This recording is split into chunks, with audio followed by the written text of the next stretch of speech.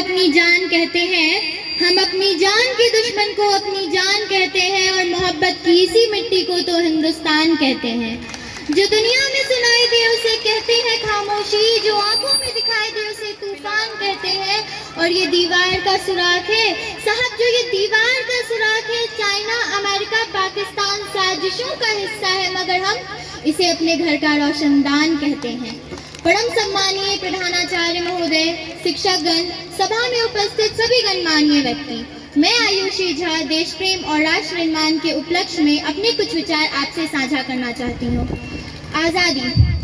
आज़ादी का असली मतलब तो वही जान सकता है जिसने कभी गुलामी की हो। हम सौभाग्यशाली हैं कि हमने स्वतंत्र भारत में जन्म लिया। यूं तो आज़ादी की लौ 1857 में ही जल चुकी थी, जो मशाल बनकर 1947 में हमारे देश को आज़ाद करा गई। प्राचीन, मध्यकालीन और वर्तमान भारतों के उदाहरणों से स्पष्ट करना चाहूंगी कि जब हम फिरंगियों के फेरे में फंस गए थे तो रंग दे बसंती चोला की आवाज पर टोले के टोले उमड़ आते थे, और उनके वंदे मातरम के नारों से खून में आने वाला 5-5 डिग्री का तूफान अंग्रेजी शासकों की जड़ों में तूफान ला देता था। लोग मर जाते थे, मिट जाते थे, कट जाते थे, फांसी चढ़ जाते थे, तो वो भी अपनी देशभक्ति साबित कर रहे होते थे, क्योंकि ये उस दौर की देशभक्ति की कसौटी थी।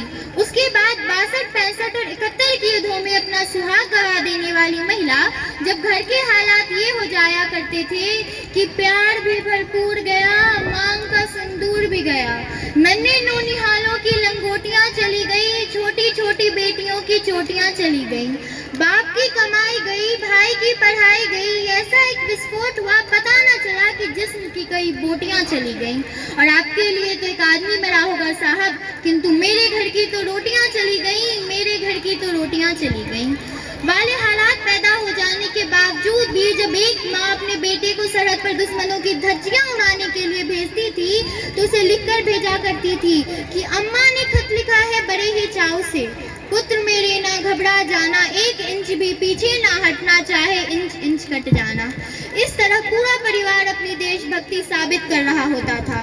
तब देश बलिदान मांगता था, तब देश लड़ जाने को कहता था, तब देश मर जाने, मिट जाने, फांसी चढ़ जाने को कहता था, किंतु आज देश लड़ जाने को नहीं, आज देश मर जाने, मिट जाने या फांसी चढ़ जाने को नहीं, परंतु मेरे विचारों से तो अगर कोई व्यक्ति अपना काम पूरी निष्ठा लग्न से करे तो वही सबसे बड़ा देशभक्त है। मैं नहीं मानती कि व्हाट्सएप, फेसबुक या इंस्टाग्राम की डीपी को 3 रंगों में रंगना देशभक्ति है। और यदि आप कहेंगे कि साल में 2 बार तिरंगा हाथ में ले लेना देशभक्ति है, तो मैं पूछना चाहूंगी कि वो गरीब बच्चा जो ट्रैफिक की छांव में नंगे पांव में तिरंगा बेच रहा होता है, तो क्या आप उसे उसकी देशभक्ति कहेंगे? ये उसकी देशभक्ति नहीं, उसके पेट के भूख की शक्ति है जो इसे ऐसा करने पर मजबूर करती है। क्योंकि न मस्जिद को जानते हैं, न सिवालों को जानते हैं, न मस्जिद को जानते हैं, न सिवालों को जानते हैं, जो पेट के भूखे होते हैं ना, वो सिर्फ अपने खाने के निवालों को जानते हैं, वो सिर्फ अपने खाने के निवालों को जानते हैं। अपने देश, अपने राष्ट्र, अपने वतन के प्रति समर्पण का भाव है देशभक्ति, और हर देशद्रोही के जीवन में आने वाला तूफान है हमारी सच्ची देशभक्ति, ताकि हर देशद्रोही ये समझ सके कि अगर तू परिंदा है तो ये आसमान तेरा है, अगर तू दरिंदा है तो ये शमशान तेरा है, भाईचारे से रहना है तो रह इस जमीन पर, वरना ये कब्र भी तेरी और ये कब्रिस्तान भी तेरा है। लेकिन एक देशद्रोही से ज्यादा देशभक्ति तो तब आहत होती है जब एक बेटा अपने बूढ़े माँ बाप को वृद्धाश्रम की चौखट पर छोड़ आता है।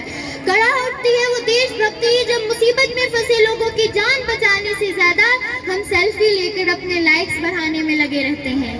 आज के युवा जिनके ऊपर जिम्मेदारी थी अपने देश, अपने राष्ट्र, अपने वतन की आशाओं को बांध रखने की, वही युवा इस 4x4 इंच की छोटी सी स्क्रीन पर अपने कोमल उंगलियों के घर्षण मात्र से अपनी भावनाओं की इमोजी भेज रहे हैं।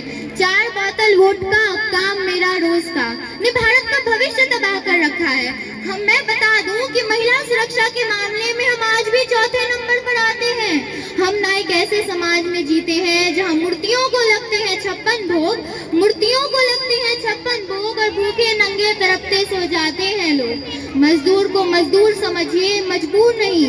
गरीब को काम दीजिए, दान नहीं। अगर दान देने के इतने ही इच्छुक हैं तो जीते जी रक्त दान दीजिए, मरने के बाद अंग दान देकर किसी मरते हुए को जीवन दान दीजिए। यही है सच्ची देशभक्ति और देश प्रेम।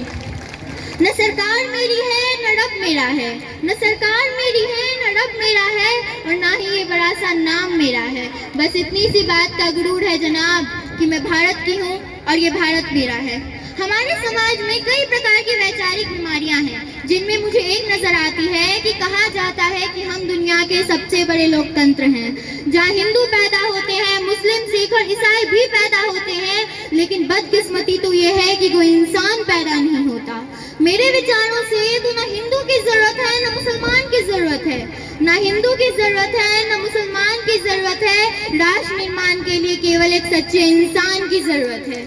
जरा सोचकर देखिए कि पेड़ पौधे और शाखाएं भी परेशान हो जाएं, ये पेड़ पौधे और शाखाएं भी परेशान हो जाएं अगर परिंदे भी हिंदू और मुसलमान हो जाएं। एक शैक्षिक बीमारी हमारे समाज में मुझे नजर आती है। बड़े ही आश्चर्य की बात है कि जिस देश ने पूरी दुनिया को तक्षशिला और नालंदा देकर विश्वविद्यालय शिक्षा की बुनियाद रखी, आज विश्व के 100 सर्वश्रेष्ठ विश्वविद्यालय में हमारा एक भी विश्वविद्यालय खड़ा नहीं हो पाता। जहां एक और हमारे पास IIT, IIM और NIT जैसे शिक्षण संस्था हैं, तो वही देश के गरीबों को बेरोजगारी के जमात में खड़ा करने के लिए उनके हाथ में सर्व शिक्षा अभियान का झुंझुना पकड़ा दिया जाता है। मैं बता दूं कि इस बीमारी का केवल एक ही कारण है, वो है हमारे देश की शिक्षा नीति, जो केवल 2 तरह के लोगों के लिए बनी है। पहले वो जो विद्वान हो और दूसरे वो जो धनवान हो। इस तरह की कई गजब की बीमारियां हमारे समाज में हैं, और बीमारियों की जो जड़ है वो है हमारा अंधविश्वास। मेरे विचारों से तो जब तक इस देश का युवा भी अपनी सफलता के लिए मंदिरों में जा जाकर नारियल फोड़ कर भगवान को रिश्वत चढ़ाता रहे, इस देश का शिक्षित वर्ग भी बिल्ली के रास्ता काटने पर रुक जाए, अपने धर्म अपनी जाति को बड़ा माने, दूसरों के धर्म और दूसरों की जाति की अवहेलना करता रहेगा, तब तक हमारा राष्ट्र निर्माण संभव नहीं होगा। हमारी संस्कृति और सभ्यता को तो दुनिया ने शीश नवाया है, हमारी संस्कृति और सभ्यता को तो दुनिया ने शीश नवाया है, तब क्यों हमने ही आस्था के नाम पर अंधविश्वास फैलाया है।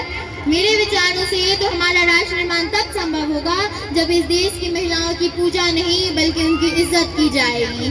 राष्ट्र निर्माण तो तब संभव होगा जब हम जाति आरक्षण पे नहीं बल्कि सामाजिक शक्तिकरण पर बात करेंगे।